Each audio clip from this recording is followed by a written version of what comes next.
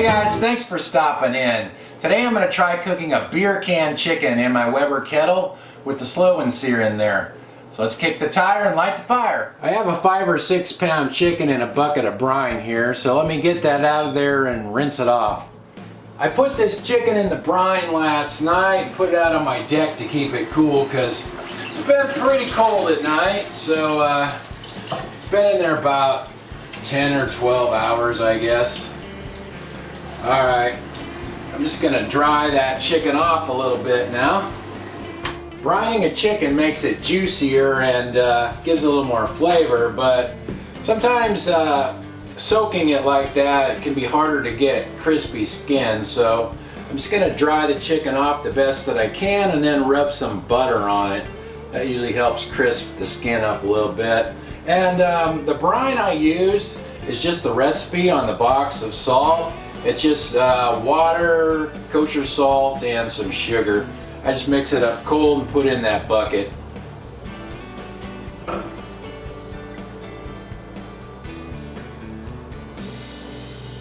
going to season the chicken with this barbecue rub from the J. Christopher Company. It has sumac in it. It's like a purple Middle Eastern berry. Should give the chicken a nice color. Now we'll get the chicken onto my can here. And I just use water in my can. You can't taste the beer anyway, so it's just a waste of beer. Alright. Couple more things here. I took a potato and kind of whittled it down. I'm going to stuff that right in there to kind of close up the cavity. And also I'm going to take just a regular old oven meat thermometer and put it into the breast right there. Now we're ready to go.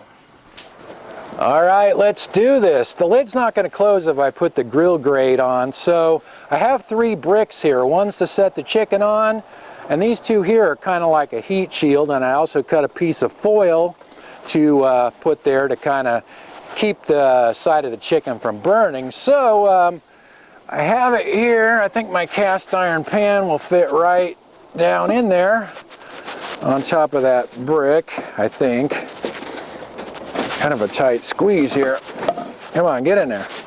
Kind of dark out here still, so I'm having trouble seeing. Okay, I'm not even going to use the grill thermometer, the wireless thermometer. Just doing everything old school here. I'm just going to get the lid on. I'm going to keep the vents wide open. I'm using Royal Oak lump charcoal in the slow and sear there. And I'm just going to kind of keep an eye on it. It's been about 3 hours and the internal temperature of my chicken is about 162. It's almost 165, so I'm going to pull it off of there and we'll take it in the house and try it out. I'm kind of frustrated here. I just shot a video of me carving the chicken and I accidentally deleted the clip, so I guess I'm just going to have to show you this without carving into it. But here's what I was worried about and here's what happened.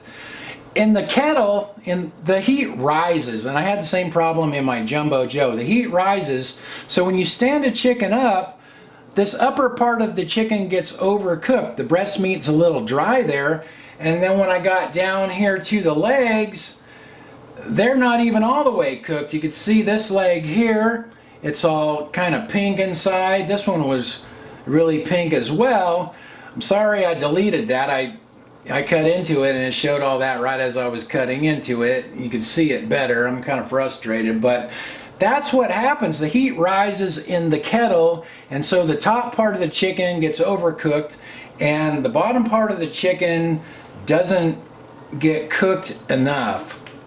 So Dave over there at the Adrenaline Barbecue Company, I noticed he always recommends spatchcocking a chicken, where you cut the backbone out and then just lay it flat right on the grill grate, and he says it cooks more evenly that way.